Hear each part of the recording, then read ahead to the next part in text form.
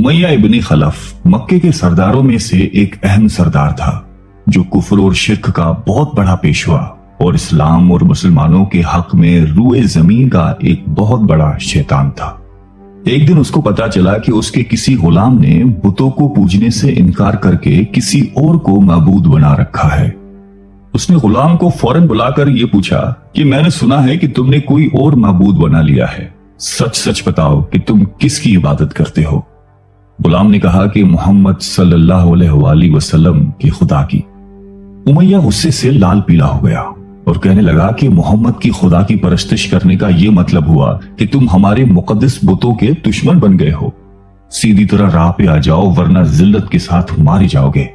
मैं ये हरगिज बर्दाश्त नहीं कर सकता हूं कि तुम बुतों की पूजा करने वाले के गुलाम रहकर मोहम्मद के खुदा की परस्तिश करो। वो गुलाम जो तौहीद का सच्चे दिल से शिदाई हो चुका था, उसने बेधड़क उमय्या को जवाब दिया कि मेरे जिस्म पर तो तुम्हारा जोर चल सकता है, लेकिन मैं अपना दिल और अपनी जान मोहम्मद सल्लल्लाहु अलैहि वसल्लम और उसके खुदा के पास रख चुका हूं। अब अल्लाह की इबादत ही मेरी जिंदगी का मकसद है और तुम्हारी खुद से बनाए हुए बुतों को पूजना मेरे बस की बात नहीं है। ये जवाब सुनकर उमय्या बिन खलफ गैज़ और गजब से दीवाना हो गया। एक गुलाम ने उसे बेधड़क जवाब दे दिया था।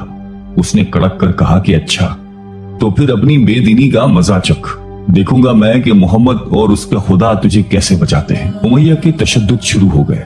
मक्का की जमीन गर्मी के सबब बड़ी मशहूर थी। उमय्या अपने गुलाम को दोपहर की तपती धूप में जमीन पर लिटाकर सीने पर भारी पत्थर रख देता था कि वो करवट ना ले सके।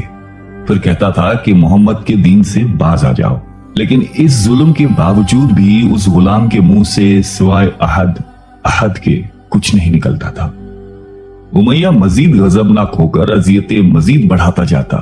एक मर्तबा तो उमय्या ने जुल्म की इंतहा कर दी। पूरा एक दिन और पूरी एक रात गुलाम को भूखा प्यासा रखा और तपती हुई रेत पर लेटाकर उसे तड़पने का तमाशा देख रहा था। उसकी ये कोशिश भी गुलाम को हक से न हटा सकी। आखिर थक हार कर उमय्या ने मक्के के बदमाश लड़कों को बुलाया और उनसे कहा कि इस गुलाम को इतनी अजियतें दो कि ये मोहम्मद और उसके खुदा का नाम लेना भूल जाए। ये लड़के उमय्या की खुशी हासिल करने के लिए उस बेबस गुलाम को बुरी तरह मारते पीटते थे। जिस्म के कपड़े उतरवाकर लोहे की चादरें पहनाकर तपती धूप में खड़ा कर देते थे, लेकिन गुलाम की जबान से अहद अहद के सिवा कुछ नहीं निकलता था। इस्लाम की राह में ये बेपनाह अजियतें सहने वाले सहाबी कोई और नहीं बल्कि हजरत बिलाल हबशी रजी अल्लाह तआला अन्हु थे। इन्हीं जुल्म सितम के दौरान एक दिन हजरत अबू बकर सिद्दीक रजी अल्लाह तआला अन्हु का उधर से गुजर हुआ। आप रजी अल्लाह तआला अन्हु ने उमय्या से फरमाया कि ए उमय्या, इस बेकस और मजलूम पर इतने जुल्म सितम ना कर। उसने तुम्हारा क्या बिगाड़ा है? वो खुदाए वाहिद की इबादत करता है। अगर तू इस पर एहसान करे तो ये एहसान आखिरत में तेरे काम आएगा। उस पर उमय्या ने निहायत हकारत से कहा कि मैं तुम्हारी इस ख्याली आखिरत के दिन को नहीं मानता। जो मेरे दिल में आएगा मैं तो वही करूंगा। सिद्दीक अकबर उस जवाब पर काफी अफसरदा हुए, लेकिन फिर भी आप रजी अल्लाह तआला अन्हु ने उसे समझाया कि इस मजलूम पर जुल्म सितम के पहाड़ तोड़ना तेरी शायान शान नहीं है। जिस पर उमय्या ने तंग आकर कहा कि अगर तुम इसके इतने हमदर्द हो तो इसे खरीद क्यों नहीं लेते। हजरत अबू बकर सिद्दीक झट तैयार हो गए और फरमाया कि बोलो, क्या दाम लोगे? उमय्या ने कहा कि तुम्हारे पास एक गुलाम है जिसका नाम फस्तात रूमी है, वो मुझे दे दे और इसको ले जा। हजरत अबू बकर सिद्दीक रजी अल्लाह तआला अन्हु फौरन ही राजी हो गए, जबकि उमय्या का ख्याल था कि फस्तास एक निहायती कारामद गुलाम है जिसकी कीमत ज्यादा है और हजरत अबू बकर सिद्दीक रजी अल्लाह तआला अन्हु उसे देने से इनकार कर देंगे। मगर आप फौरन राजी हो गए तो उमय्या को सख्त मायूसी हुई और उसने साथ ही 40 उकिया चांदी की फरमाइश की। उसे भी हजरत अबू बकर सिद्दीक रजी अल्लाह तआला अन्हु ने बखुशी अदा कर दिया। हजरत बिलाल रजी अल्लाह तआला अन्हु को साथ लेकर दरबारे रिसालत में हाजिर हुए और सारा माजरा कह सुनाया। आप सलातुस्सलाम निहायती खुश हुए और फरमाया कि अबू बकर, इस कार खैर में मुझे भी शरीक कर लो। सिद्दीक अकबर रजी अल्लाह तआला अन्हु ने फरमाया कि या रसूलुल्लाह, मैं इसे खुदा की राह में आजाद कर चुका हूं। ये सुनकर ज़बान रिसालत से सिद्दीक अकबर रजी अल्लाह तआला अन्हु के लिए कलमा रहमत जारी हो गए। हजरत बिलाल रजी अल्लाह तआला अन्हु ने इस गुलामी में 28 साल गुजार दिए, लेकिन आप चूंकि निहायती नेक और पाकीज़ा तबीयत के थे لہذا جب حضرت صلی اللہ علیہ وآلہ وسلم نے دعوت توحید دی تو آپ نے فوراً اسے قبول کر لیا اور یوں آپ سابقون الاولون کے مقدس جماعت میں شامل ہو گئے۔ رہائی پانے کے بعد حضرت بلال ہمیشہ آپ صلی اللہ علیہ وآلہ وسلم کی خدمت میں حاضر رہتے تھے اور دل و جان سے نبی پاک صلی اللہ علیہ وآلہ وسلم کی خدمت بجا لاتے۔ آپ صلی اللہ علیہ وسلم حضرت بلال کو کسی بھی چیز کا حکم دیتے تو آپ اپنی جان بھی لڑا دیتے۔ غزوہ بدر سے لے کر غزوہ تبوک تک تمام غزوات میں شامل رہے، لیکن حضرت بلال کی اسلام کے لیے سب سے بڑی خدمت اور ان کے لیے سب سے بڑی سعادت اسلام کا سب سے پہلا موذن ہونا ہے۔ ہجرت کے بعد جب مسجد نبوی صلی اللہ علیہ وآلہ وسلم تعمیر ہوئی تو آپ صلی اللہ علیہ وسلم نے آپ کو اذان دینے کا ذمہ سونپا۔ آپ کی آواز نہایت ہی دل نشین تھی اور اس میں ایک ایسی تاثیر تھی کہ اذان کی آواز سن کر لوگ سب کام چھوڑ چھاڑ کر مسجد کی طرف دوڑتے۔ 8 ہجری میں جب مکہ فتح ہوا تو کعبے کو بتوں سے پاک کرنے کے بعد آپ صلی اللہ علیہ وسلم نے حضرت بلال سے فرمایا کہ اے بلال، کعبے کی چھت پر کھڑے ہو کر اذان دو۔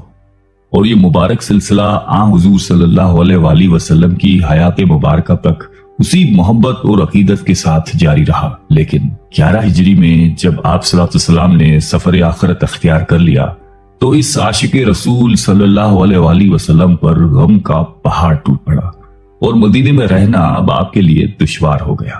آپ کو ہر وقت پیارے نبی صلی اللہ علیہ وآلہ وسلم کی یاد ستاتی رہتی تھی۔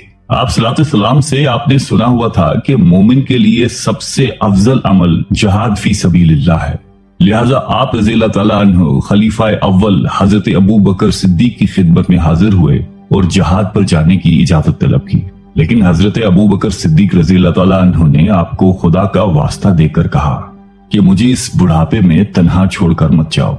تو حضرت بلال نے اس شرط پر ابو بکر صدیق رضی اللہ تعالیٰ عنہ کی بات مان لی کہ اب وہ رسول اللہ کے بعد کسی کے لیے اذان نہیں دیں گے۔ حضرت ابو بکر صدیق رضی اللہ تعالیٰ عنہ نے ان کی یہ بات مان لی، لیکن آپ کے دور خلافت کے بعد خلیفہ دوم حضرت فاروق اعظم رضی اللہ تعالیٰ عنہ کے دور میں بھی جب بیت المقدس کی تسخیر کے لیے شام جانا پڑا تو وہاں عیسائیوں سے صلح نامہ طے پانے کے بعد حضرت عمر فاروق رضی اللہ تعالیٰ عنہ نے ایک خطبہ دیا اور حضرت بلال سے درخواست کی کہ آج جبکہ قبلہ اول پر توحید کا پرچم لہرا دیا ہے تو اس با عظمت موقع پر اگر آپ اذان دیں تو ہم آپ کے مشکور رہیں گے۔ حضرت بلال نے یہی اذان دینی شروع کی تو صحابہ کرام کو عہد نبوی کی مبارک یاد تازہ ہو گئی اور ان پر رغبت طاری ہو گئی۔ شام کے معرکے کے بعد حضرت بلال نے شام ہی کے ایک گاؤں میں رہائش اختیار کر لی، کیونکہ مدینے میں ہر وقت آپ کو آپ صلی اللہ علیہ وسلم کی یاد ستاتی رہتی تھی۔ لیکن ایک دن آپ نے خواب میں آپ صلی اللہ علیہ وسلم کی زیارت کی۔ آپ ان سے فرما رہے تھے کہ اے بلال، کیا ابھی وقت نہیں آیا کہ تم ہماری زیارت کے لیے آؤ؟ اس خواب نے آپ کو بہت تڑپا دیا اور آپ بےتاب ہو کر فوراً مدینے روانہ ہوئے۔ مدینے پہنچ کر حضرت بلال نے روزہ اقدس پر حاضری دی اور اس درد سے روئے کہ حاضرین بھی اشکبار ہو گئے۔ وہیں حضرت امام حسن رضی اللہ تعالیٰ عنہ اور حضرت حسین رضی اللہ تعالیٰ عنہ بھی موجود تھے۔ نانا کے پیارے نواسوں کو آپ نے اپنے ساتھ چمٹایا اور بے تحاشا چومنے لگے۔ حضرت حسن رضی اللہ تعالیٰ عنہ اور حسین رضی اللہ تعالیٰ عنہ نے آپ سے اذان فجر کی فرمائش کی، بھلا اس میں رد کرنے کی کہاں گنجائش تھی؟ اگلے دن جب فجر کا وقت ہوا تو آپ نے اذان دینی شروع کی۔ لوگوں کی عہد رسالت کی یاد تازہ ہو گئی اور لوگ اس طرح روتے ہوئے مسجد کی جانب چلنے لگے جیسے کہ نبی پاک صلی اللہ علیہ وآلہ وسلم کا دور واپس آ گیا ہو۔ ایسا دردناک منظر اس کے علاوہ کبھی دیکھنے میں نہیں آیا۔ حضرت بلال حبشی رضی اللہ تعالیٰ عنہ نے 60 سال کی عمر میں وفات پائی۔ آپ کا مزار دمشق میں ہے۔ آپ کو دربار رسالت میں خاص مقام حاصل تھا۔